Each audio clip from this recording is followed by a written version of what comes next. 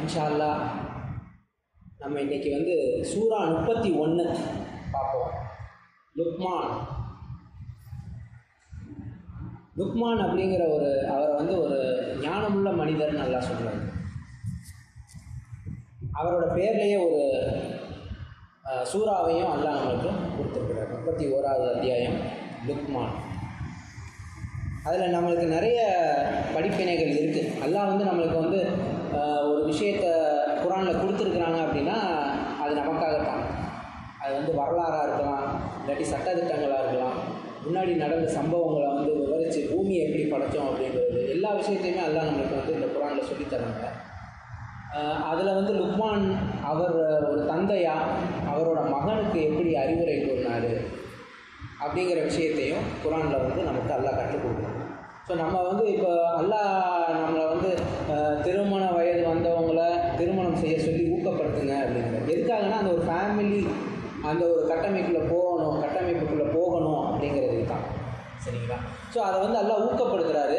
அப்போ ஒரு ஃபேமிலி அப்படின்ட்டு நம்ம உள்ளே போகும்போது நமக்காக வந்து மனைவி இருக்கலாம், கணவன் இருக்கலாம், குழந்தைகள் இருக்கலாம், பெற்றோர்கள் இருக்கலாம். இப்போ இவங்ககிட்ட எப்படி நம்ம நடந்துக்கிறது எல்லாத்தையுமே அல்லாஹ் வந்து இதில் வந்து நான் எதையுமே விட்டுடலை, எல்லாத்தையும் விவரித்து கூறுறேன் அப்படின்னு சொல்லியிருக்கிறாரு. அப்போ இந்த ஒரு விஷயத்தை அல்லாஹ் நம்மளுக்கு கற்றுக் கொடுக்குறாரு அப்படின்னா நமக்கு மிகவும் தேவையான ஒரு விஷயமாக நம்ம எடுத்துக்கணும். அதில் வந்து ரொம்ப சிறப்பான ஒரு விஷயத்தை அல்லாஹ் வந்து லுக்மான் தன்னுடைய மகனுக்கு சொல்கிற மாதிரி சொல்லுவார். அதாவது அது வந்து நடந்த விஷயங்களை தான் விவரிக்கிறார். இன்ஷால்லாஹ் நம்ம பார்ப்போம். அதில் வந்து நம்ம ஆரம்பத்துலேருந்தே பார்ப்போம். அ லா மா அப்படின்னு இந்த அத்தியாயம் ஆரம்பிக்குது. அதில் வந்து நமக்கு தெரியும் அல்லாஹ் நமக்கு வந்து இந்த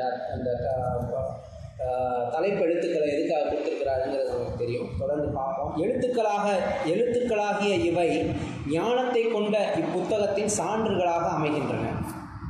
எப்போவுமே நம்ம மோஸ்ட்லி பார்த்தோம்னாலே தெரியும் நமக்கு வந்து இந்த அலிஃப் லாம் மீம் அப்படிங்கிற குறிப்பெழுத்துக்கள் அதிலிருந்து ஆரம்பிக்கக்கூடிய அந்த அத்தியாயங்களை பார்த்தோம்னா அடுத்த வசனமே இப்படி தான் சொல்லும்.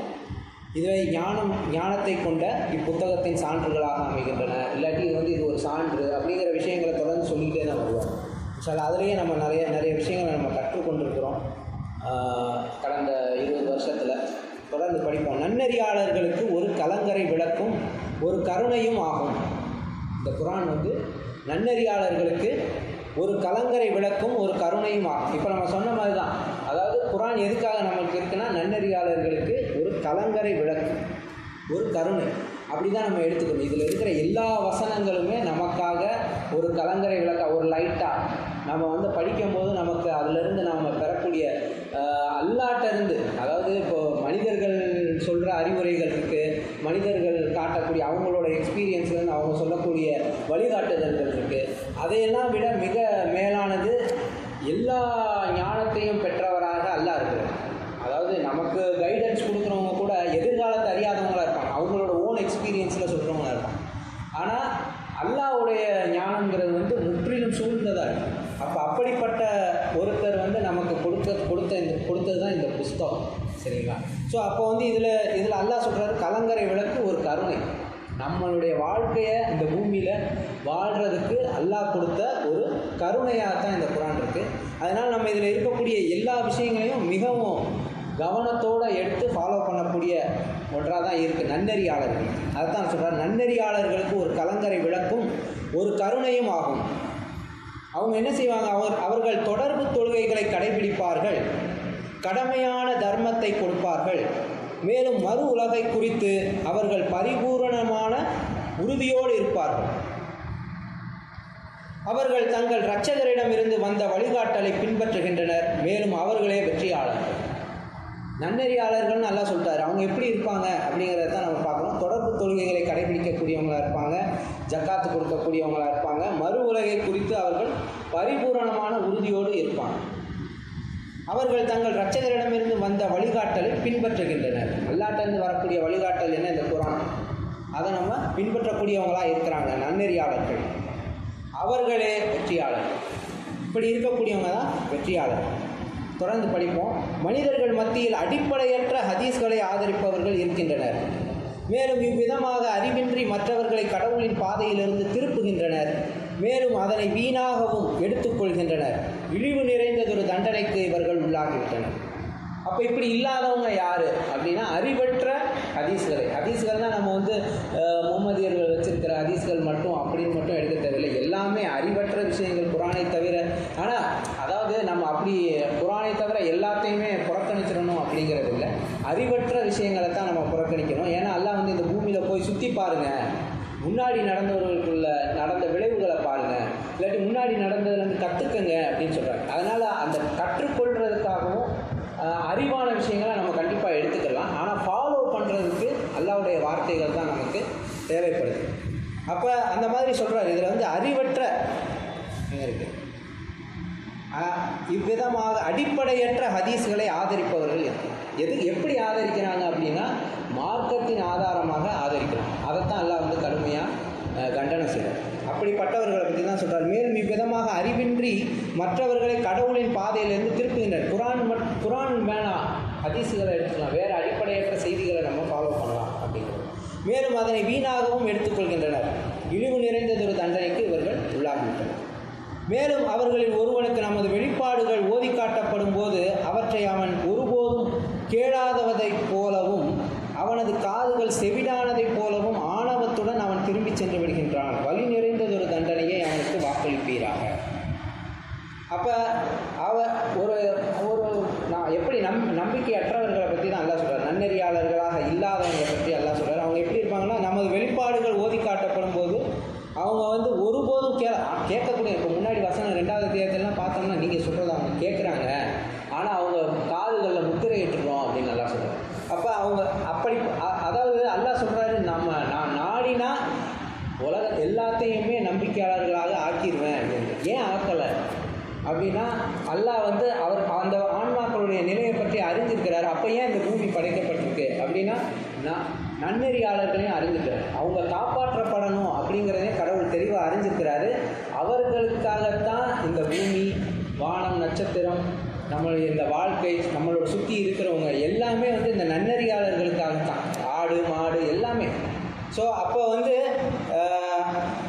குரான் வந்தாலும் அல்லாஹ்வுடைய வேதங்கள், முந்தைய வேதங்கள் இருந்தாலும், தூதர்கள் வந்திருந்தாலும் அவங்க சொல்கிறத யார் கேட்பாங்க அப்படின்னா நன்னெறியாளர்கள் தான் கேட்பாங்க. நன்னெறியாளர்கள் இல்லாதவங்க, நன்றியற்றவர்கள், அதாவது நம்பிக்கையற்றவர்களை பற்றி அல்லாஹ் என்ன சொல்கிறாருன்னா அவங்களுக்கு சொன்னாலும் சரி சொல்லலைனாலும் சரி ஒன்று தான் அப்படின்னு. அப்போ நம்ம வந்து இதில் என்ன, இது எதுக்காக நமக்கு சொல்லி காமிக்கிறது? அதாவது அவனுக்கு ஓதி காட்டப்படும் போது அவற்றை அவன் ஒருபோதும் கேளாததைப் போலவும் அவனது காதுகள் செவிடானதைப் போலவும் ஆணவத்துடன் அவன் திரும்பி சென்றுவிட்டான். அவனுக்கு அது வந்து முன்னாடியே அவன் முடிவு எடுத்துட்டான். நம்ம வந்து இப்படி தான் இருக்கணும். அவனுடைய முன் முடிவுகளின் அடிப்படையில் தான் இந்த உலகமே நடந்துருக்கு. இப்போ நம்ம வந்து நன்னெறியாளர்களாக இருக்கிறோம், அல்லாஹ் மட்டும் அப்படின்னு சொல்கிறோம் அப்படின்னா அதுவும் நம்மளுடைய முடிவு தான்.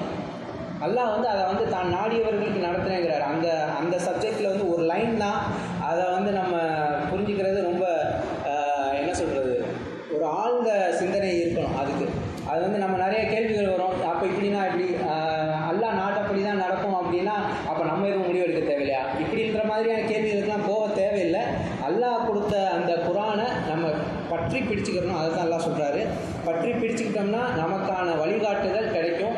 நம்மளுடைய நோக்கம் என்ன அப்படின்னா சொர்க்கத்துக்கு போகிறோம்.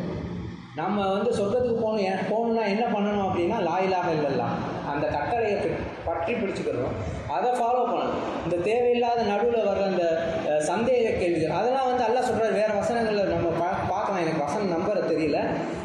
என்ன சொல்கிறாருன்னா அவங்க வந்து ஒரு சந்தேகமின்றி இருப்பாங்க. அல்லாஹ்வின் மீது சந்தேகமே இருக்காது. அதாவது சந்தேகத்தை யார் கொண்டு வருவா அப்படின்னா சைத்தான் தான் நம்ம காதில் வந்து கிசுகிசுப்போம். இப்போ அந்த மாதிரி சந்தேகமே இல்லாமல் இருக்கக்கூடியவங்களாக தான் நம்பிக்கையாளர்கள் இருப்பாங்க. ஏன்னா சைத்தான் வந்து இப்படிலாம் நடக்குது, இப்போ கடவுள் இருக்காரா இல்லையோ இப்படின்ற மாதிரியான விஷயங்கள் எல்லாம் நம்மள்ட்ட வருவாங்க. இல்லாட்டி நம்ம ஏன் இதை ஃபாலோ பண்ணணும், நம்ம தப்பா வழியில் இருந்தால் என்ன, இந்த மாதிரியான கேள்விகள்லாம் நமக்குள்ளே கொண்டு வருவோம். நன்னெறியாளர்கள் அதை வந்து சைத்தானே இஸ்மாயில் வந்து அனுப்புகிறார்கள அந்த மாதிரி தான் அனுப்பிச்சிட்டு அவங்க நேரான பாதையில் செல்லக்கூடியவங்களாக இருப்பாங்க.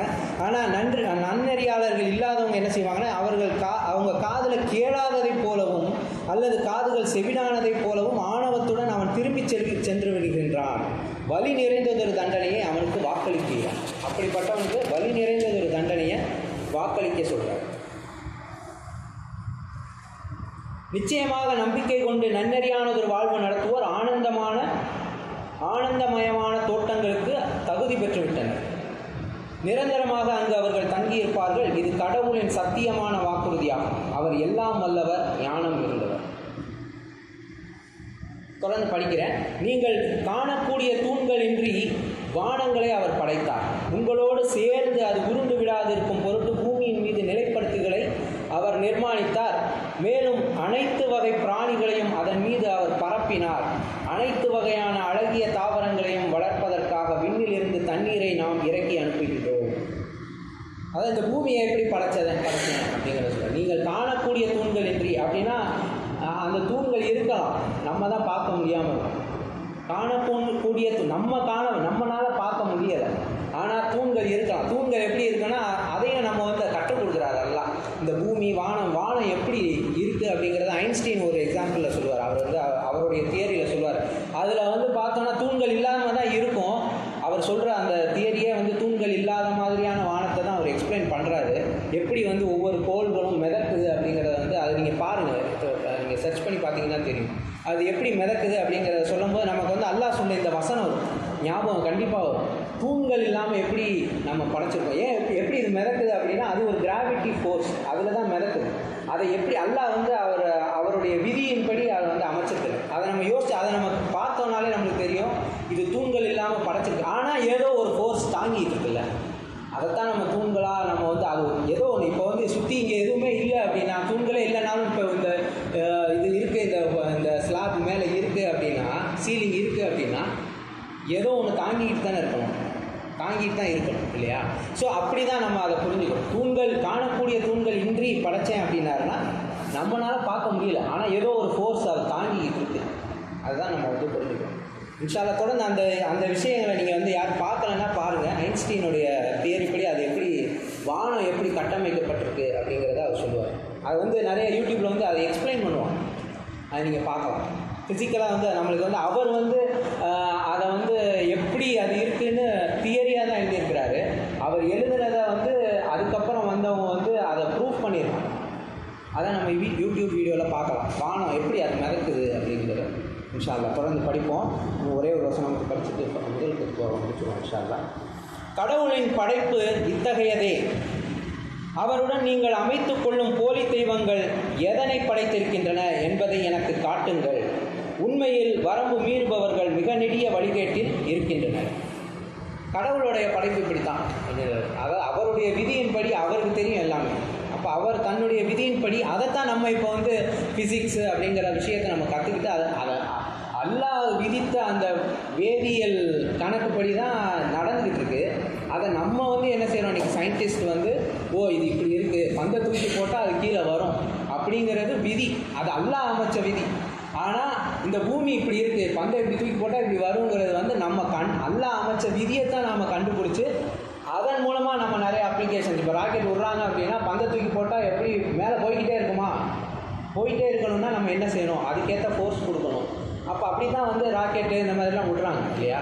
ஸோ அல்லாஹ் அமைச்ச விதியை கற்றுக்கிட்டு தான் நமக்கான தேவைகளை உருவாக்கிக்கணும். அதுவும் அல்லாஹ்வுடைய அறிவுறுத்துதலின்படி தான் நடக்குது. இன்ஷா அல்லாஹ் அல்லாஹ் சொல்கிறாரு, கடவுளின் படைப்பு இத்தகையதே. அவருடன் நீங்கள் அமைத்துக் கொள்ளும் போலி தெய்வங்கள் எதனை படைத்திருக்கின்றன? அவர்கள் ஏற்படுத்தி கொள்ளக்கூடிய அந்த போலி தெய்வங்கள் எதையாவது படைச்சிருக்கா? நிறைய இடங்கள் எல்லாம் கேட்குறோம், எதையாவது படைச்சிருக்கா சொல்லுங்கள், எதுக்காவது உங்களுக்கு பதில் சொல்லுதா சொல்லுங்கள் அப்படின்னு கேட்குறாரு. ஆனால் அதுக்கு நமக்கு நல்லா விடை தெரியும், அவங்க எதையுமே படைக்கலை, எதுவுமே நமக்கு பதில் சொல்கிறது இல்லை அப்படிங்கிறதையும் நாம் அறிஞ்சிருக்கிறோம்.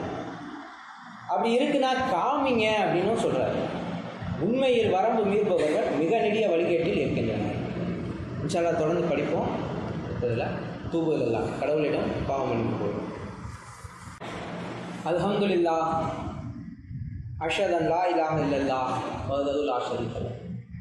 புகழ் அனைத்தும் கடவுளுக்கே உரியது என்றும் கடவுளை தவிர வேறு கடவுள் இல்லை என்றும் சாட்சி கூறுகின்றோம். இன்ஷா அல்லாஹ் தொடர்ந்து படிப்போம். லுக்மான் அத்தியாயம் 31 அதில் 12வது வசனம். இங்கே தான் உபதலைப்பு கொடுக்குறார், லுக்மானின் ஞானம் அப்படின்னு. இன்ஷா அல்லாஹ் படிப்போம் தொடர்ந்து. லுக்மானுக்கு நாம் ஞானத்தை கொடையளித்தோம். ஞானத்தை கடவுள் கொடையளிக்கிறார். அப்போ ஞானத்தை வந்து இந்த மாதிரியான விஷயங்களையும் அல்லாஹ் கொடையளித்ததாக சொல்கிறார். இப்போ நம்ம இன்றைக்கி வந்து உலகத்தில் எத்தனையோ விஷயங்களை நமக்கான தேவைகளை மனிதன் வந்து நம்ம என்ன நினச்சிக்கிறான், ஆர்டிஃபிஷியல் இன்டெலிஜென்ஸ் கண்டுபிடிக்கிறான், ராக்கெட்டில் வந்து சேட்டலைட்ஸ் விட்றான், சூரியனை போய் தொட்டு பார்த்துட்டு வர்றான், எங்கேயோ வாயேஜர் 2 அப்படின்னு சொல்லிட்டு அது போய்கிட்டே இருக்குது 40-50 வருஷமாக. இப்போ இதெல்லாம் வந்து மனிதன் தானே செஞ்சதாக மனிதர்கள் நம்பக்கூடியவங்களாக இருக்கிறாங்க. ஆனால் ஒவ்வொரு விஷயத்தையும் இப்போ சாதாரணமாக இப்போ எப்படி இந்த உலகத்தில் நடந்துக்கிறணும் அப்படிங்கிறத கூட அல்லாஹ் வந்து சொல்லி கொடுக்குறேன். நம்முடைய ஞானத்தை கொண்டு கற்றுக் கொடுத்தோம் அப்படிங்கிறாரு, ஞானத்தை கொடையெடுத்தோங்கிறாரு. அதே மாதிரி ஒரு மனிதன் முதல்ல இறந்த மனிதனுக்கு அவனை புதைக்கிறதுக்கு கூட அல்லாஹ் தான் கற்றுக் கொடுக்குறாரு. அந்த காகத்தை அனுப்பிச்சு கற்றுக் கொடுக்குறாரு. அப்போ வந்து இந்த உலகத்தில் நாம் பார்க்கக்கூடிய எல்லாமே அல்லாஹ் கற்றுக் கொடுக்கறது தான். மனிதர்கள் வந்து எதையுமே வந்து அவங்களுடைய சொந்த அறிவில் எதையுமே செய்யலை. அல்லாஹ் வந்து அல்லாஹ்வுடைய ஞானம், அல்லாஹ் வந்து யாருக்கு எதை கற்றுக் கொடுக்கணுமோ அதை கற்றுக் கொடுக்குறது. அதன் மூலமாக தான் அந்த விஷயங்கள் வெளிப்படுது. இது பூமியில் கடைசி நாள் வரைக்கும் மனிதர்களுக்கு தேவையான எல்லா விஷயமுமே இருக்கும். அதில் அழிக்கக்கூடிய விஷயங்கள் அதையுமே வந்து மனிதன் இப்போ வந்து அட்டாமிக் பாம்பை வந்து கண்டுபிடிக்கிறான் அப்படின்னா அது நன்மைக்கு பயன்படுத்தலாம். ஆனால் மனிதன் வந்து அது தீமைக்கும் பயன்படுத்தக்கூடியவனாக இருக்கிறான். ஏன்னா அதை தான் வந்து சைத்தான் செய்யுது. அல்லாஹ் கற்றுக் கொடுக்குறதெல்லாம் நன்மைக்கு தான், நம்மளுடைய யூஸுக்கு தான். இப்போ இன்றைக்கி இன்டர்நெட் இருக்குது, அல்லாஹ் வந்து சொல்கிறாரு கணினி வந்து ஒரு விலங்கு, அது வந்து குரானை இந்த மக்கள் புறக்கணிச்சிட்டாங்கன்னு சொல்லும் அப்படின்னு. அப்படி சொல்ல தான் போகுது, இப்போவுமே அது சொல்லிக்கிட்டு தான் இருக்குது. அப்போது அது இல்லாமல் தவறான விஷயங்களுமே நம்ம அதுலேருந்து மனிதனை அடையிறான். தவறான விஷயங்களுக்கும் அதை பயன்படுத்தும். அப்போ அது எதுக்காக அதைத்தான் சைத்தான் செய்யுது. சைத்தான் வந்து மனிதனை அல்லாஹ் நமக்கு இந்த உலகத்தில் நன்மைக்காக கொடுத்த எல்லா விஷயங்களையுமே தீமைக்காக பயன்படுத்து அப்படின்னு நம்ம காதில் கிசுகிசுக்கக்கூடியவனாகத்தான் இருக்கிறான். ஏன்னா அதை நம்ம அறிஞ்சிருக்கிறோம். முன்னாடியும் பின்னாடியும் வலப்புறம் இடப்புறம் எல்லா பக்கத்துலேருந்துமே வந்து நம்மளை வழிகெடுக்கக்கூடியவனாக சைத்தான் இருக்கிறான். அப்போ இந்த அல்லாஹ் சொல்கிறாரு, லுக்மானுக்கு நாம் ஞானத்தை கொடையளித்தோம். என்ன ஞானம்? நீ கடவுளுக்கு நன்றியுடையவனாக இருக்க வேண்டும். எவர் ஒருவர் நன்றியுடையவராக இருக்கிறாரோ அவர் தன் சொந்த நலனுக்காகவே நன்றியுடையவராக இருக்கின்றார். நன்றி கெட்டவர்களாக மாறிவிட்டவர்களை பொறுத்தவரை கடவுள் எந்த தேவையும் மற்றவர், புகழ்ச்சிக்கு தகுதியானவர். அதாவது நன்றியுடையவனாக இருக்கணும் அப்படிங்கிறதையே அல்லாஹ் சொல்லிக் கொடுக்குறார். நன்றியுடையவனாக மனிதன் இருக்க வேண்டும் அப்படிங்கிறது. அப்போ நம்ம வந்து அதுவும் இன்னொரு பல வசனங்களில் நம்ம பார்ப்போம், நன்றியற்றவனாக இருக்கிறான், அவன் இறைஞ்சி பிரார்த்திக்கிறான், அப்புறமா நம்ம அவனுக்கு கொடுத்தவொடனே கேட்காதவன், அவன் அல்லாட்ட ஒருபோதும் இறைஞ்சாதவனை போல் அவன் நடந்து கொள்கின்றான் அப்படின்னு. அதெல்லாம் எவ்வளோ மோசமான நன்றியற்றத்தனம் அப்படிங்கிறத அல்லாஹ் நமக்கு அதையுமே வந்து எக்ஸாம்பிளோடு சொல்லி காமிக்கிறாரு. அப்போ யார் நன்றியுடையவராக இருக்கிறாங்களோ அவங்க தன் சொந்த நலனுக்காகவே நன்றியுடையவர்களாக இருக்கிறாங்க. யார் நன்றி கெட்டவர்களாக இருக்கிறாங்களோ அவங்கள பொறுத்தவரை கடவுள் எந்த தேவையும் மற்றவர். நாம் வந்து கடவுளுக்கு நன்றியுடையவர்களாக இருக்கிறதுக்கு கடவுளுக்கு ஏதாவது கிடைக்க போதா அப்படின்னா எதுவுமே கிடைக்காது. அல்லாஹ் வந்து அதையும் சொல்லி காமிக்கிறார். நீங்கள் நன்றியுடையவராக இருக்கிறது உங்களுக்காகத்தான், கடவுளுக்கு தேவை எந்த தேவையுமே இல்லை. நாம் நன்றி கெட்டவர்களாக இருக்கிறதுனால நம்ம வந்து கடவுளுக்கு எந்த தீங்கும் செஞ்சிட போகிறதில்ல. நன்றியுடையவர்களாக இருக்கிறதுனால கடவுளுக்கு எந்த நன்மையை செஞ்சிட போகிறதில்ல. எதுவுமே நமக்காகத்தான், நமக்கு தான் நன்மை, இல்லாட்டி நமக்கு தான் கேடு, தீங்கு. புகழ்ச்சிக்கு தகுதியானவர் கடவுளார். லுக்மான் தன்னுடைய மகனிடம் அவருக்கு உபதேசம் செய்தவராக அவர் கூறியதை நினைவு கூறுகிறார். அது லுக்மான்கிறவர் ஒருத்தர் வந்து வாழ்ந்திருக்கிறாரு, அவர் வந்து ஞானத்தை பெற்றிருக்கிறாரு. அவர் தன் மகனுக்கு அறிவுரை செஞ்சதை அல்லாஹ் வந்து முகம்மதுக்கு நினைவு கூறுங்க அப்படின்னு சொல்லி நமக்கு சொல்லிக் கொடுக்குறாரு.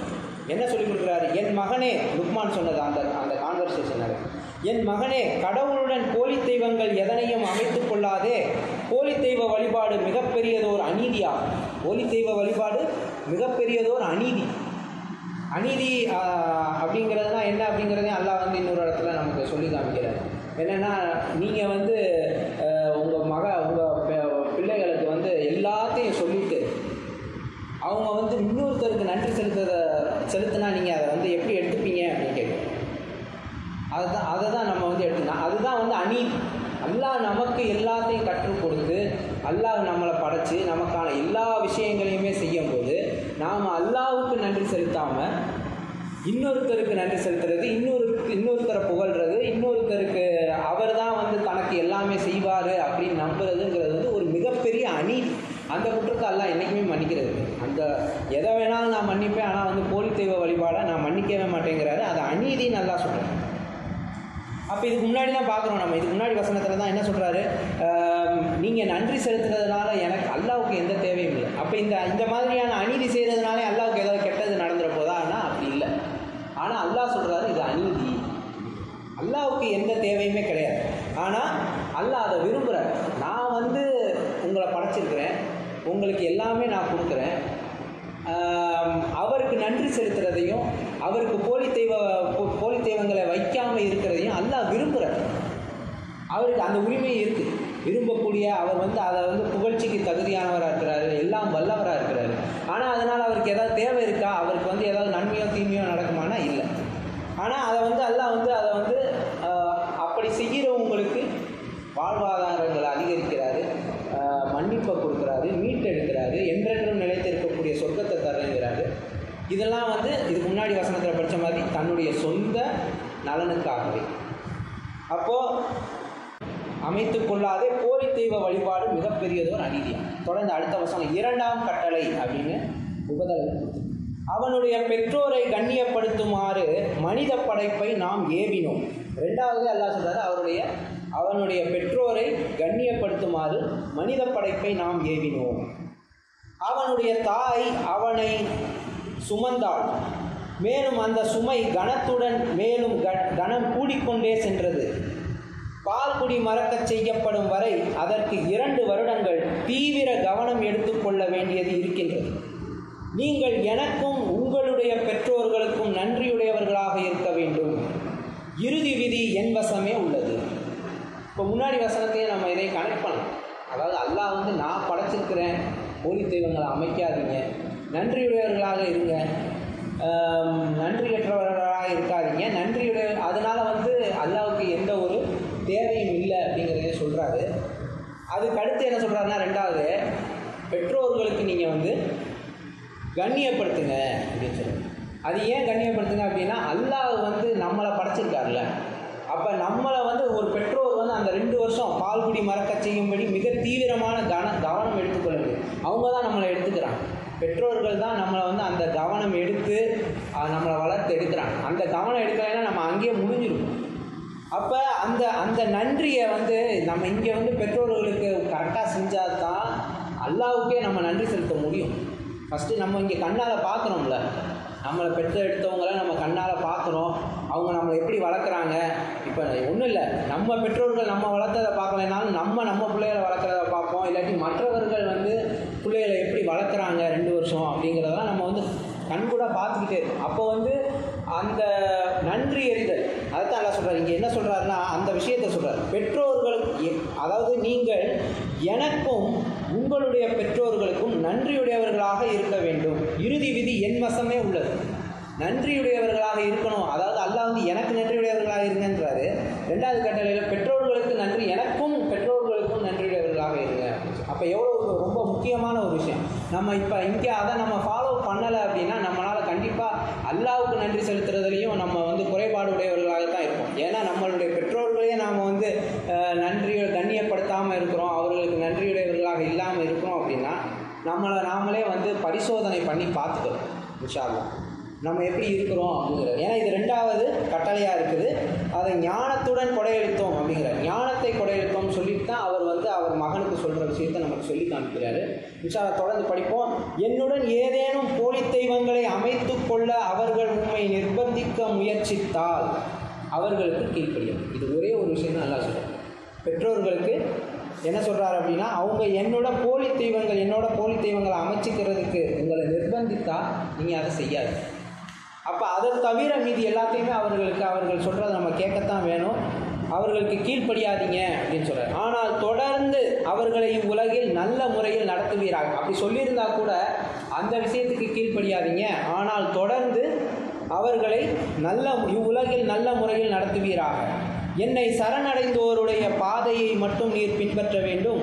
இறுதியாக நீங்கள் அனைவரும் என்னிடம் திரும்புவீர்கள். பின்னர் நீங்கள் செய்த ஒவ்வொன்றை பற்றியும் நான் உங்களுக்கு அறிவிப்பேன். அதாவது நாம் வந்து சரணடைந்தவருடைய பாதை, நம்ம வந்து சரணடைந்தவரோட நம்ம ஏன் தொடர்ந்து இருந்துகிட்டே இருக்கணுன்றதையும் அல்ல இன்னொரு குரானில் இன்னொரு வசனங்களில் சொல்கிறாரு. நீங்கள் உங்களை நீங்களே கட்டாயப்படுத்திக்கிங்க அப்படிங்கிறாரு. அப்போ தான் நம்ம வந்து நமக்கு நாமே நினைவூட்டிக்கிட்டே இருக்க முடியும். அதனால தான் இப்போ வந்து நம்ம வெப்எக்ஸ் கிளாஸ்லாம் நடக்குது. நம்ம அதில் தொடர்ந்து இருந்தோம் அப்படின்னா நமக்கான நம்ம வந்து ஒரு அல்லாஹ்வுடைய பாதையிலேருந்து நம்ம கொஞ்சம் வெளியே போயிடுவோம். அப்படி தான். ஏன்னா நான் வந்து சலாலாவில் 9 வருஷம் இருந்தேன், தனியாக தான் இருந்தேன். அங்கே வந்து நம்மளுக்கு ஃபேமிலிஸ், சப்மிட்டர்ஸ் ஃபேமிலிஸ் அப்படிலாம் யாருமே இல்லை.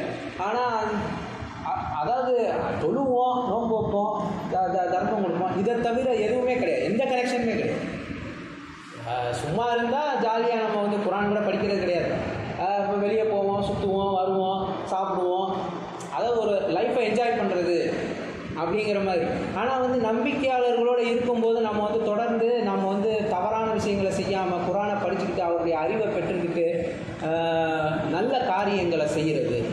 ஏன்னா நம்ம எல்லாம் நம்மளுக்கு கொடுத்துருக்காரு, நம்ம பாட்டில் அப்படியே போயிட்டு இருப்போம் அப்படின்ற மாதிரி இல்லாமல் நம்ம நம்பிக்கையாளர்களோட சேர்ந்து இருக்கும்போது நம்ம வந்து நம்பிக்கையாளர்களோடு சேர்ந்து இருக்கும்போது சில காரியங்கள் இப்போ வந்து சேரிட்டி இந்த மாதிரி விஷயங்கள்லாம் கூட நடக்குது. அதெல்லாம் எப்படி வருது அப்படின்னா நம்பிக்கையாளர்களோட சேர்ந்து இருக்கும்போது தான் அதை நம்மளால் செய்ய முடியும் தொடர்ந்து. அதனால தான் அல்லாஹ் சொல்கிறாரு, நீங்கள் வந்து சரணடைந்தவருடைய பாதையை மட்டும் நீர் பின்பற்ற வேண்டும், என்னை சரணடைந்தவருடைய பாதையை மட்டும் நீர் பின்பற்ற வேண்டும். இறுதியாக நீங்கள் அனைவரும் என்னிடம் திரும்புவீர்கள், பின்னர் நீங்கள் செய்த ஒவ்வொன்றை பற்றியும் நான் உங்களுக்கு அறிவிப்பேன். தொடர்ந்து சொல்கிறார், என் மகனேன்னு கூப்பிட்டு சொல்கிறார். இது வந்து ஒரு மகளுக்கு கூட இருக்கலாம். மகனுக்கு மட்டும்தான் அப்படின்னா நம்ம வந்து மகனுக்கு மட்டும்தான் அப்படின்னு எடுத்துக்கிற முடியாது. மகளாக ஒருத்தவங்க குரானை படிக்கிறாங்க அப்படின்னா அவங்க தனக்காகவும் எடுத்துக்கொள்ளக்கூடிய ஒரு வசனம் தான் இந்த குரான். எல்லாமே அப்படி தான். அவன் அப்படிங்கிற விஷயத்தில் தான் அல்லாஹ் சொல்லுவார். ஆனால் பெண்களுக்கும் உரியதான். சில இடங்களில் பெண்களுக்குங்கிற விஷயங்களையும் சொல்கிறாரு. தொடர்ந்து படிப்போம். ஒரு பாறையின் ஆழத்தினுள் உள்ள ஒரு கடுகின் வித்தளவு மிகச்சிறியதான ஒன்றாக இருந்தாலும் அது வானங்களிலோ அல்லது பூமியிலோ இருந்த போதிலும் கடவுள் அதனை கொண்டு வருவார் என்பதை அறிந்து கொள். அவர் எவ்வளவு ஞானத்தை அவர் பெற்றிருந்தா அப்படி சொல்லுவார். அதாவது ஒரு பாறையின் ஆழத்திற்குள்ள ஒரு கடுகின் வித்தளவு மிகச்சிறியதாக இருந்தாலும் சரி, அது வானத்தில் இருந்தாலும் சரி, பூமியில் இருந்தாலும் சரி, எங்கே இருந்தாலும் சரி, அது எவ்வளவு சின்னதாக இருந்துருப்பது, கடவுள் அதனை கொண்டு வருவார் என்பதை அறிந்து கொள். கடவுள் கம்பீரமானவர், நன்கறிந்தவர். என் மகனே தொடர்பு தொழுகைகளை நீ கடைபிடிக்க வேண்டும், நன்மைகளை ஆதரிப்பதுடன் தீமைகளை நீ தடுக்கவும் வேண்டும். மேலும் இன்னல்களை எதிர்கொள்ளும் போது உறுதிப்பாட்டுடன் தொடர்ந்து இருக்க வேண்டும். இவை மிகவும் கண்ணியமான பண்புகளாம். அதாவது மகனுக்கு சொல்கிறார், என்ன சொல்கிறார் அப்படின்னா தொடர்பு தொழுகைகளை கடைபிடிக்கணும் அப்படிங்கிறார். அப்போ நம்மளும் வந்து நம்மளுடைய இப்போ இவர் வந்து அல்லாஹ் வந்து ஒரு லுக்மான் வந்து தன்னுடைய மகனுக்கு சொல்கிறார் அப்படின்னா நம்ம வந்து நம்ம பிள்ளைகளுக்கும் சொல்லக்கூடியவங்களாக இருக்கணும். இந்த வசனங்களை படிக்கும்போது நம்ம பெற்றோர்கள் நம்மளுக்கு சொல்லலை இல்லை அப்படின்னாலும் நம்மளுடைய அல்லாஹ் நமக்கு சொல்லிக் கொடுக்குறதில்ல. குரானில் வந்து ஒரு தந்தை வந்து ஒரு மகனுக்கு என்ன சொல்லிக் கொடுக்குறாருன்னா அப்போ நம்ம அதை எடுத்துக்கலாம். அல்லாஹ் வந்து தன்னுடைய குரானில் சொல்லித்தரார். நம்ம பெற்றோர்கள் இல்லை நமக்கு பெற்றோர்கள் சொல்லக்கூடிய வாய்ப்பு இல்லாமல் இருக்குது அப்படின்னாலும் நம்ம அதை எடுத்துக்கிறோம், அதை ஃபாலோ பண்ணணும். நம்மளுடைய பெற்றோர் நம்ம வந்து பிள்ளைகளுக்கு சொல்லக்கூடியவங்களாக இருக்குது. ரெண்டுமே தான் இருக்குது. நம்ம ஒருத்தர் படிக்கிறார் அப்படின்னா அவர் தன்னுடைய பிள்ளைகளுக்கு என்ன சொல்லணும், இல்லாட்டி தன்னுடைய பெற்றோர்கள்ட்டேருந்து நம்ம பெறலைனாலும் இது அல்லாஹ் சொல்கிறது மூலமாக நம்ம அந்த அறிவை பெற்றுக்கொள்ளக்கூடியவர்களாக இருக்கணும். என்ன சொல்கிறார் அப்படின்னா தொடர்பு தொழுகைகளை நீ கடைபிடிக்க வேண்டும், நன்மைகளை ஆதரிப்பதுடன் தீமைகளை நீ தடுக்கவும் வேண்டும். மேலும் இன்னல்களை எதிர்கொள்ளும் போது உறுதிப்பாட்டுடன் தொடர்ந்து இருக்க வேண்டும். இன்னல்கள் இருக்கக்கூடியது தான் இந்த உலகம். அப்போ வந்து நாம் வந்து உறுதிப்பாட்டுடன் தொடர்ந்து இருக்க வேண்டும் அப்படிங்கிறத கடவுள் சொல்லி காமிக்கிறார். இவை மிகவும் கண்ணியமான பண்புகள். இப்படி இருக்கக்கூடியது வந்து ஒரு கண்ணியமான பண்பு. மக்களை நீ ஆணவத்துடன் நடத்த வேண்டாம், அன்றி பெருமையாக பூமியில் சுற்றித் திரியவும் வேண்டாம். காட்டிக்கொள்ளும் ஆணவக்காரர்களை கடவுள் நேசிப்பதில்லை. மக்களை வந்து ஆணவத்தோடு நடத்தணும். ஃபஸ்ட்டு வந்து தொடர்பு தொழுகைகளை கடைபிடிக்கணும்னு சொல்கிறாரு, நன்மைகளை ஆதரிக்கணும், தீமைகளை தடுக்கணும்னு சொல்கிறாரு. இது வந்து இப்போ நம்ம வந்து நன்மைகளை ஆதரிக்கணும், தீமைகளை தடுக்கணுங்கிறது வந்து அது ஒரு தனியான பெரிய சப்ஜெக்ட். ஆனால் நம்ம அதை சிந்திச்சு பார்க்கணும். நன்மைகளை ஆதரிக்கிறதுனா எப்படி, தீமைகளை தடுக்கிறதுனா எப்படி. நம்ம இப்போ இந்த உலகத்தில் சொசைட்டியில் நம்ம வந்து எல்லாரோடையும் சேர்ந்து தான் வாழ்ந்துட்டுருக்கோம். நிறைய விஷயங்கள் நம்ம பார்க்கும்போது நமக்கு தீமைன்னு படுற விஷயங்களை நம்ம அந்த இடத்துல அதை தடுக்கக்கூடிய ஒரு சிறந்த வழி என்னவோ அதை நம்ம செய்யணும் இன்ஷா அல்லாஹ். அது நன்மைகளை ஆதரிக்கக்கூடிய விஷயங்களையும் நாம் செய்யக்கூடியவர்களாக இருக்கணும். தொடர்ந்து என்ன சொல்கிறாரு அப்படின்னா, இதை தான் ரெண்டாவது சொல்கிறாரு.